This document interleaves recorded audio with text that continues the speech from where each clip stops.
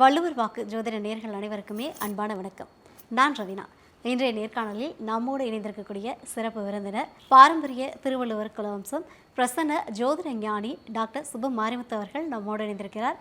அவரிடம் கேட்பதற்கு நிறைய விஷயங்கள் இருக்குது. வாங்க அவங்க கூட சேர்ந்து நிறைய விஷயங்களை கேட்டு தெரிஞ்சுக்கலாம். சார் வணக்கம். வணக்கங்கம்மா. ஐயா, அடுத்தது நம்ம பார்க்கக்கூடிய நட்சத்திரம் யார் அப்படின்னு பார்த்தீங்கன்னா பூராட நட்சத்திர நேயர்கள் தான். ஸோ இவங்களுடைய அந்த எதிர்காலம் எப்படி இருக்க போகுதுன்னு ஆவலாக இருக்காங்க. சரிங்க. ஸோ உங்களோட கணிப்புக்காக வெயிட்டிங். அவங்களுடைய எதிர்காலம் எப்படி இருக்க போகுது, பூராடத்தினுடைய குணாதிசயங்கள் எப்படியெல்லாம் ரொம்ப இருக்கும்? சந்தோஷம். அனைவருக்கும் வணக்கம். பாரம்பரிய திருவள்ளுவர் குல வம்சம் பிரசன்ன ஜோதிடர் சுப மாரிமுத்து திருப்பூர்லேருந்து இந்த பதிவு உங்களுக்காக. பூராட நட்சத்திரம் என்னங்கம்மா? ஆமாய்யா. அப்போது 19வது நட்சத்திரம் வந்து மூலம், 20வது நட்சத்திரம் வந்து பூராடம். இந்த பூராட நட்சத்திரத்துக்கு அதிபதியே சுக்கிரன் தான். பிறக்கும்போது சுக்கிர திசையில் தான் பிறப்பாங்க. பாருங்கள், சுக்கிரன் திசை 20 வருஷம், 20வது நட்சத்திரம் கரெக்டாக சுக்கிரன் 20 வருது. 20வது நட்சத்திரம் தான் சுக்கிரன். கரெக்டாக பூராட நட்சத்திரத்துக்கு அதிபதியும் சுக்கிரன் தான். அப்போ பிறக்கும்போது அவங்க சுக்கிர திசையில் தான் பிறப்பாங்க. இந்த பூராட நட்சத்திரம் நூலாடாதுன்னு அந்த காலத்தில் ஒரு பழமொழி உண்டுங்க. பூராட நட்சத்திரம் நூலாடாதுங்களா அப்படின்னு என்னென்னா, அந்த காலத்தில் வந்து தாலி சரடுக்கு வர நூலைத்தான் திரித்து தாலியாக கட்டுவாங்க. அந்த நூல் ஆடாது அப்படின்னா அந்த காலத்தில் பழமொழி என்னென்னா, அந்த வீட்டில் யாரோ ஒருத்தர் மாங்கல்யம் இழந்தவங்க இருப்பாங்க அப்படிங்கிறதுக்கு தான் அந்த காலத்தில் பூராட நூலாடாதுன்னு சொன்னாங்க. வயசானவங்க யாராவது ஒருத்தர் இருப்பாங்க, அவர் வீட்டில் அவர் கணவர் இருக்க மாட்டார். ஆனால் பூராட நட்சத்திரக்கார வீட்டை விட்டு அந்த அம்மா போகாது. அப்போ வாழ்நாள் முழுவதுமே அவங்க தாலி இல்லாமையே அந்த காலத்திலே அவர் இறந்துட்டாருங்க, அதுக்கப்புறம் நான் இங்கே எதை இருக்கேன் அப்படின்னு அவங்க வாழ்க்கையில் வெறுத்து போய் அந்த ஒரு மாங்கல்யத்தை இழந்தவர்கள் யாரோ ஒருத்தர் ஒரு பெண் இருப்பாங்களாம். அதான் பூராட நட்சத்திரம் நூலாடாது. இது எப்படி எடுத்துக்கிறது அப்படின்னு கேட்டிங்கன்னா, நம்ம குடும்பத்திலேயோ அப்பா வழியோ அம்மா வழியிலையோ யாரோ ஒருத்தர் இந்த பூராட நட்சத்திரக்காரர்களுக்கு நூலாடாதுங்கிற ஒரு தோஷம் இருக்குமா.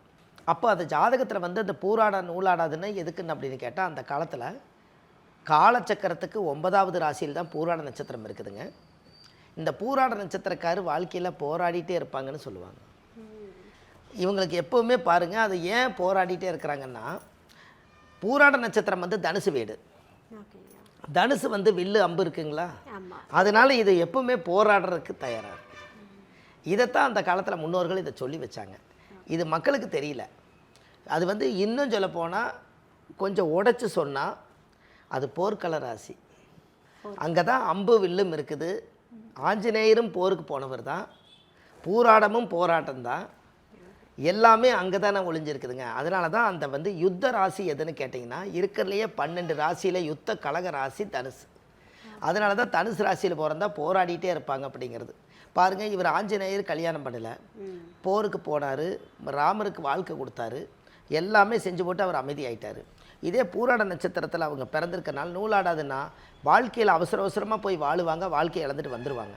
எல்லாம் இருக்குங்க, கணவன் இருப்பார், மனைவி இருக்கும், எல்லாமே இருக்கும். ஆனால் வாழ்கிறது பார்த்திங்கன்னா கொஞ்சம் ஒரு அனுசரித்து, அதாவது வந்து நிம்மதியான வாழ்க்கையிலேருந்து ஒரு பகுதி காலம், முற்காலம் நல்லா இருக்குது, பிற்காலம் சரி இருக்காது, பிற்காலம் நல்லா இருந்தால் முற்காலம் சரி இருக்காது. இது வந்து பூராட நட்சத்திரக்காரர்களுக்கு ஆதி காலத்திலே நட்சத்திர தோஷம் உண்டு. அதனால தான் இந்த பழமொழி சொல்லி வச்சாங்க. இப்போ ஜாதக ரீதியாக பார்த்தீங்கன்னா, பூராட நட்சத்திரம் பிறக்கும் போதே சுக்கிரன் திசையில் பிறந்திருப்பாங்க. அப்போ நினச்சி பாருங்கள், சுக்கிரன் திசை வந்து 20 வருஷம்னா தாயுடைய கர்ப்பத்தில் 10 வருஷம் இருப்பு. அப்போ 10 வயசுங்கும் போது சுக்கிர திசை போயிடும். அதுக்கு அடுத்து சூரியன் திசைங்க 6 வருஷம். இந்த 6 வருஷம் சூரியன் திசை இருக்கிறனால இந்த 6 வருஷம் இந்த 10 வருஷம் சேர்த்துனா 16 வயசு ஆச்சுங்க. இந்த 16 வயசுங்கும் போது இவங்க குழந்தைகளாக படிக்க வச்சு ஒரு 8வது 10வது +2 முடிச்சுட்டு அடுத்த காலேஜ் போகக்கூடிய காலத்துக்குள்ளேயே இந்த சுக்கிர திசை முடிஞ்சிடும். இந்த சுக்கிர திசை முடிஞ்சு அதுக்கு அடுத்தது சுக்கிர திசையும் சூரிய திசை முடிஞ்சிடும். இந்த சூரிய திசை முடிஞ்சதுக்கப்புறம் சந்திர திசை பிறக்கும். இந்த சந்திரன் யாருன்னு கேட்டிங்கன்னா, சந்திரன் வந்து தாய். அந்த சந்திரனை தாய். இந்த தாயுடைய அம்சம் என்ன அப்படின்னு கேட்டிங்கன்னா, தாய் ஒரு 10 மாதம் குடியிருக்கும். அப்போ இந்த சந்திரன் திசை வந்து ஒரு வாழ்க்கையில் ஒரு பெரிய மாற்றத்தை கொடுக்குறக்காக இந்த 16 ஒரு 10 26ங்கும் போது சந்திர திசை முடியும். அப்போ செவ்வாய் திசையில் இவங்க கல்யாணம் கண்டிப்பாக பண்ணுவார். செவ்வாய் 7 வருஷங்க. அப்போ 25 ஒரு 7 32 வயசுங்கும் போது ஒரு மனிதருக்கு கல்யாணம் ஆகாமல் இருக்காது. ஒரு எப்போவுமே இன்றைக்குள்ள காலகட்டங்களில் ஒரு 25 வயசில் ஒரு பிள்ளையை வீட்டில் வச்சுருக்க முடியாது, 25 வயசில் ஒரு பையனை உலகத்தில் வீட்டில் வச்சுருக்க முடியாதுன்னு நினைக்கிற உலகத்தில் 30-32 வயசு வரைக்குமெல்லாம் பொண்ணு பார்க்காம மாப்பிள்ளை பார்க்காம இருக்க மாட்டாங்க. கரெக்டுங்களாம்மா? அப்போ இந்த 32 வயசுக்குள்ளே ஒரு கல்யாணம் முடியுது. அப்போ செவ்வாய் திசையில் கல்யாணம் நடக்குது. ராகு திசை 18 வருஷங்க. அப்போ 32 ஒரு 18 50. சரியாக 50 வயசுங்கும் போது இவருக்கு ராகு திசை முடியுதுங்க. இந்த 32 வயசுலேருந்து ராகு திசை இவருக்கு ஒரு பிரம்மாண்டமான ஒரு வாழ்க்கை, குழந்தைகள், உறவுகள், தொழில், சந்தோஷம், நிம்மதி எல்லாமே இதில் தேடி யோகம் வருது. இது எல்லாமே ஜாதகத்தில் அந்த அமைப்பை கொடுத்துரும். அதுக்குண்டான பவர் வந்து ஜாதகத்தில் இருக்குது. அப்போ அதுக்கப்புறம் பார்த்தீங்கன்னா ராகு திசை 50 வயசுக்கு மேலே, குரு திசை 16 வருஷங்க. 50 ஒரு 16 66. 66 வயசு வரைக்கும் 66 அவர் வாழ்ந்தாலே பெரிய காலம். அது மிகப்பெரிய ஒரு பொன்னான காலம் 66. இந்த 66 வயசுக்குள்ளே அவருக்கு தேவையானது எல்லாம் தேடி வச்சு, கணவன் மனைவி எல்லாமே சந்தோஷம் நிம்மதியாக வாழ்கிறதுக்கு உண்டான வழிகளை தேடி, இடம் தட வீடு வாசல் சொத்து சொகை எல்லாம் தேடி வச்சுட்டு 66 வயசுக்கு மேலே அவர் அமைதி ஆயிட்டாலே, இது வரைக்கும் பிறவி மனித பிறவி எடுத்து வாழ்ந்தது போதுங்கிற மனம் சொல்லும் இல்லைங்களா? நம்மளை இப்போ நானே இருக்கிறேங்க, எனக்கு ஒரு 66 வயசு ஆச்சுன்னா நான் என்ன நினைப்பேன், இந்த மக்களுக்கு செய்ய வேண்டிய சேவைகள் எல்லாமே செய்துட்டு காலத்தில் நம்மளுக்கு இந்த உடம்பை பார்த்துக்கிட்டு மனசையும் பார்த்துக்கிட்டு நம்ம அமைதியாக இருந்தால் போதும் தான் நம்ம நினைப்பாங்க. இந்த உலகத்துக்கு நம்ம எவ்வளவு சேவை வேணாலும் செய்திருக்கலாம், தர்ம தானம் புண்ணியம் எவ்வளோ செஞ்சுருக்கலாம். நம்மளுக்காக ஓய்வு எடுக்கிற நாள் எந்த நாள்? என்னங்கம்மா, எல்லா நாளுமே காலையில் எழுந்திரிச்சா யாராக இருந்தாலும் இன்றைக்கி நான் இவரை பார்க்க போகிறேன், நான் அவரை சந்திக்க போகிறேன், நான் இங்கே வேலைக்கு போகிறேன், நான் இந்த இடத்துல பேங்க்கு போகிறேன், இந்த இடத்துல நான் வந்து பணம் வாங்க போகிறேன், எல்லாரும் ஒரு கோரிக்கை வச்சுருக்காங்க. அப்போ அதிகாலையில் சூரிய உதயமான எல்லாரும் அவங்கவுங்க காக்கா குருவிகளாட்டா அவங்கவுங்க எப்படி காக்கா குருவி பறந்து இறதேட போகுமோ அதுபோல் மனுஷங்களும் நம்ம வந்து அங்கங்கே பறந்து ஒவ்வொரு இடத்த தேடி எல்லாரும் அவங்கவுங்க ஒரு கமிட்மெண்ட்டு வச்சுருக்கோம். கரெக்டு தானுங்கம்மா? இன்றைக்கி இறதேடக்கூடிய காகம் கூட வாயில்லாத ஜீவன் பறந்து தான் ஆகணுங்கிற உலகம் இது. அப்போ மனித பிறவி எடுத்து கண்டிப்பாக நம்ம வந்து இந்த உலகத்துக்கு போகாமல் இருக்க முடியுங்களா? கண்டிப்பாக போய்த்தான் ஆகணும். அப்போ இந்த வாழ்க்கையில் என்னைக்கு ஓய்வு எடுத்து ஒரு மரத்தடியில் நம்ம எப்படி உட்கார முடியும்? நம்ம ஓய்வு இருக்கணும் இல்லைங்களா? அப்போ இந்த ஓய்வு காலம் எப்போன்னு நம்ம தெரிஞ்சிட்டா அது வரைக்கும் பாடுபட்டுட்டு அதுக்கு மேலே எல்லா கடமையும் முடிச்சுட்டு ஓய்வு எடுக்கலாங்கிற எண்ணம் நம்மளுக்கு உதயமாயிரும் இல்லைங்களா? கண்டிப்பாக. என்னங்கம்மா, நான் நிறையா சொல்லியிருக்கேங்க. பணம் பத்தும் செய்யும், அதை பத்திரமா வைத்திருந்தால் புண்ணியமும் செய்யும். பணம் யாருக்கு வேணாலும் வரலாங்க, அதை நீங்கள் புண்ணிய காரியத்துக்காக பொறுமையாக வச்சுருந்தா அது புண்ணியம் செய்து அது பல மடங்கு வளருமா. அதை பணம் பத்தும் செய்யும், அதை பத்திரமா வைத்திருந்தால் புண்ணியமும் செய்யும். அந்த புண்ணியத்துக்கு என்ன சொல்லியிருக்கேன்? புண்ணியம் செய்வதற்கே புண்ணியம் செய்திருக்க வேண்டும். என்னங்கம்மா? புண்ணியம் செய்வதற்கே புண்ணியம். ஆமாம். தர்மங்கள் செய்ய செய்ய கர்மங்கள் குறையுமா? தீரும்னு எந்த புத்தகத்திலையும் இல்லை. தர்மங்கள் செஞ்சால் கொஞ்சம் குறைக்கலாமா? நம்ம தாத்தா பாட்டி முப்பாட்டம் கொள்ளுப்பாட்டம் என்ன பாவ கர்மாவை தேடி வச்சாரோ அந்த பாவ கர்மாவை எல்லாம் தேடி வச்சதா அவங்க காலத்தில் அது கழிக்காமல் அவங்க காலம் முடிஞ்சது போயிட்டாங்க. மிச்சம் இருக்கிற கர்மா நம்ம தலையில் உட்காந்துக்குது. நம்மளும் கொஞ்சம் குறைச்சிக்கிட்டு வாழ்ந்துட்டு போகும்போது புனித ஆத்மாவை போக சொல்லி இந்த நவீனமான உலகத்தில் புண்ணியத்தை தேடுங்கன்னு அந்த காலத்தில் சொல்லுது. அதுதான் புண்ணிய உலகம் இது. அப்போ இந்த ஜாதகத்தில் வந்து இப்போ எத்தனை சித்தர்கள், முனிவர்கள், ரிஷிமார்கள், யோகிகள், மகான்கள் எல்லாம் இருக்காங்க. அவங்களெல்லாம் வாழாத வாழ்க்கை நம்ம வாழ போகிறதுங்க. அவங்கெல்லாம் வாழ்ந்து முடிச்சுட்டு அவங்கெல்லாம் சித்தர்களெல்லாம் ஏன் காட்டுக்குள்ளே போய் உட்காந்துருக்காங்கன்னா, இங்கே குடும்பத்துக்குள்ளே அவ்வளோ பிரச்சனையும் மன உளைச்சல் நெருக்கடியும் தாங்க முடியாமல் நான் இந்த உலகத்தில் வாழ்ந்தும் பார்த்துட்டேன், வாரிசையும் உருவாக்கி பார்த்துட்டேன், மனைவி கட்டி வாழ்ந்து பார்த்துட்டேன், உறவுக்காகவும் வாழ்ந்து பார்த்துட்டேன், ஊருக்காகவும் வாழ்ந்து பார்த்துட்டேன், உலக மக்களுக்காகவும் வாழ்ந்து பார்த்துட்டேன். இது எல்லாமே இந்த உலகத்தில் அவங்கவுங்களுடைய சுயநல வாழ்க்கையில் இருக்கிறதுக்காக நம்ம பிறப்பெடுக்கலை. நம்ம பிறந்ததுக்கு ஏதாவது ஒரு சரித்திரத்தை உருவாக்கி வைக்கணுங்கிறதுக்காக எல்லாத்தையும் உதறி தள்ளிட்டு காட்டுக்குள்ள உட்காந்து தியானம் பண்ணினதுனால தான் மனிதனாக இருந்து மகானாக மாறினார். மகானாக இருந்தவர் சித்தராக மாறினார். அப்போ இந்த பூராட நட்சத்திரம் போராட்டம்ங்கிறது எவ்வளோ பெரிய போர்க்களத்தை தாண்டி வந்திருக்கு.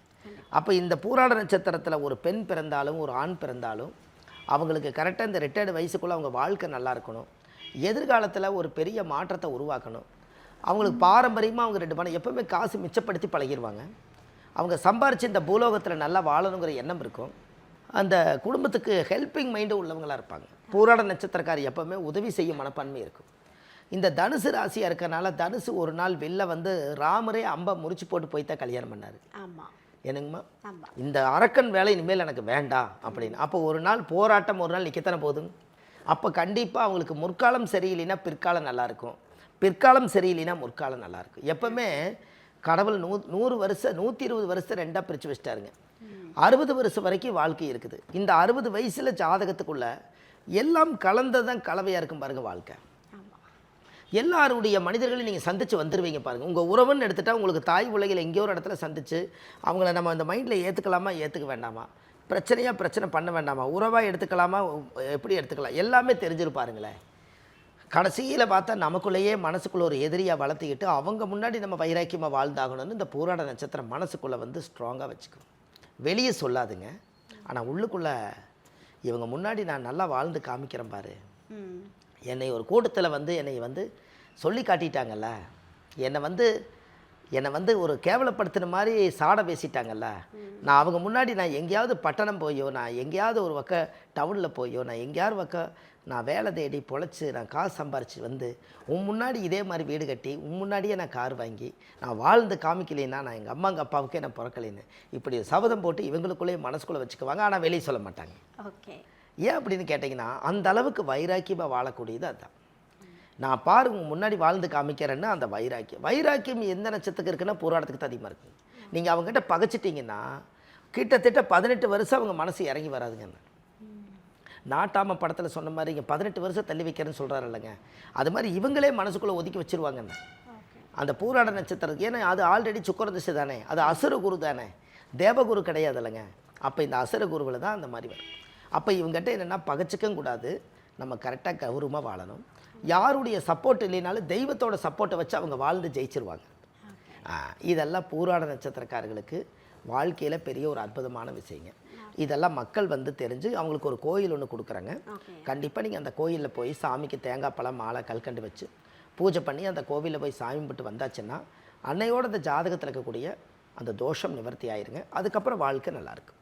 ஐயா, பூராட நட்சத்திரம் பேசணும், நிறைய பலன்கள் கொடுத்துட்டீங்க, ஒரு மன நிம்மதியோடு இருக்காங்க. சரிங்க. ஆனாலுமே வந்து நீங்கள் வந்து பிரச்சனைகள் வந்துச்சு தீரணும் அப்படின்னா உங்களுக்குனே ஒரு நட்சத்திர கோவில் இருக்குது, போயிட்டு வாங்கன்னு சொல்லிட்டீங்க. கண்டிப்பாக அவங்க போயிட்டு வரக்கூடிய அந்த நட்சத்திர கோவில் எது ஐயா? பூராட நட்சத்திரத்துக்கு உண்டான கோவில் வந்துங்க ஒரு ரகசியமாக இந்த தமிழ்நாட்டுக்குள்ளே இருக்குதுங்க.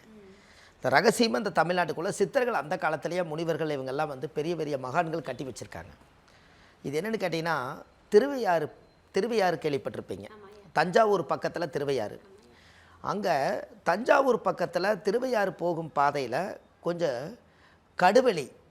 கடுவெளி சித்தர்னு சொல்லி கடுவெளி ஆகாசபுரீஸ்வரர். இந்த ஆகாசபுரீஸ்வரருங்கிறது ஆகாசம்னாலே ஆகாயம்தான். அந்த பிரபஞ்ச சித்தர்கள் அந்த காலத்தில் ஒன்று கூடி அந்த காலத்தில் முன்னோர்கள் இது எல்லாம் ஆகாசபுரீஸ்வரர்னு சொல்லி அந்த தெய்வத்தை பிரதிஷ்டை பண்ணியிருக்காங்க. இது வந்து பூராட நட்சத்திரத்துக்கு உண்டான கோயிலுங்க. இந்த கோவிலில் போய் 5 விளக்கு தீபம், சுவாமிக்கு தேங்காய் பழம் பூமாலை கல்கண்டு வாங்கி அர்ச்சனை பண்ணி அந்த கோவிலில் போய் சாமி கும்பிட்டு வந்தாச்சுன்னா அன்னையோடு உங்கள் ஜாதகத்தில் ஜென்ம நட்சத்திர தோஷம் பூராட நட்சத்திர தோஷம் நிவர்த்தி ஆகும். வாழ்க்கையில் ஒரு முறை போயிட்டு வாங்க, நல்லதே நடக்கும். ரொம்ப அழகாக பிரிச்சுட்டீங்க. 120 வருஷம் 60 பிரிச்சு. ஆமாங்கம்மா. இன்பம் பாதி துன்பம் பாதி கலந்தது தானே இந்த வாழ்க்கை அப்படின்றத ரொம்ப எளிமையாக அழகாக சொல்லி கொடுத்துட்டீங்க. அது இல்லாமல் நீங்கள் ஆரம்பத்திலே வந்து கொஞ்சம் கஷ்டமான ஒரு காலத்தை வந்து மாங்கல்ய தோஷம், அந்த மாங்கல்யம் பற்றி பேசுனீங்க. ஸோ அதை பார்க்கும்போது வந்து நமக்கு ஒரு நெருடல் இருக்கும் இல்லையா, இன்னும் இப்படி சொல்லிட்டாங்களே அப்படின்னு. ஆனால் அதுக்கு முற்றுப்புள்ளி வைக்கிற மாதிரி கடைசியில் ஒரு அழகான கோவிலை போய் வழிபட்டுட்டு வாங்க, எல்லா பிரச்சனையும் தீந்துரும் அப்படின்னு சொல்லிட்டு சுபமாக உங்களுடைய பெயர் போல வந்து ஒரு அழகான ஒரு பலன் கொடுத்துருக்கீங்க. ரொம்ப நன்றி. ரொம்ப நன்றிங்கம்மா. வணக்கம்.